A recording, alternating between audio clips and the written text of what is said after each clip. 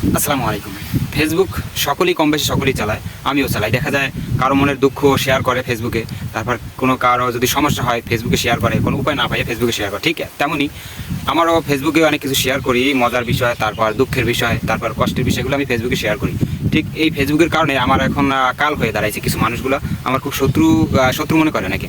সেটার কারণ হচ্ছে এইটাই যে আমার জিনিস অন্যায় করে আমি সেটা নিষেধ করি, যখন নিষেধ করার পর না শুনে তখন কি করে মারামারি, না বিকল্প পথ তো আর খুঁজে না পাই ফেসবুকে বলি, অনেকের সাথে আলাপ করি, ফেসবুকে বলি যে এই জিনিসটা আমার অন্যায় করে, দেখুন এই জিনিসটা আমার ক্ষতি করে, আমি নিষেধ করার পরও শুনে না। অত্র এলাকার ভিতরে দেখা যায় অনেকেই আমার শত্রু হয়ে দাঁড়াই গেছে। কারণটা শুধু একটাই, সেটা হচ্ছে ফেসবুক। কারণ ফেসবুকে তাদের কথা কেন বলিস, তারা অন্যায় করবে, অবিচার করবে, আমার উপরে জুলুম করবে, এটা আমি প্রতিবাদ কেন করব, প্রতিবাদ স্বরূপ ফেসবুকে কেন দিব, এটাই আমার সমস্যা, এটাই আমার কাল হয়ে গেছে ফেসবুকটা। আশেপাশে মানুষগুলো আমার এমনভাবে চোখে দেখে যে আমি যে কোনো সময় মনে হয় আমার মাইরেই ফেলাইতে পারি, এমন অবস্থা। অথচ আমি চুরি করি না, ডাকাতি করি না, কারোর সাথে মারামারি করি না, ঝগড়া করি না, তারপর গালিগালাজ করি না, কারো সম্পদ ঠগাইয়া খাই না, কারো জমিতে গরু ছেড়ে খাওয়াই না, এমন কোনো অন্যায় আমার নাই।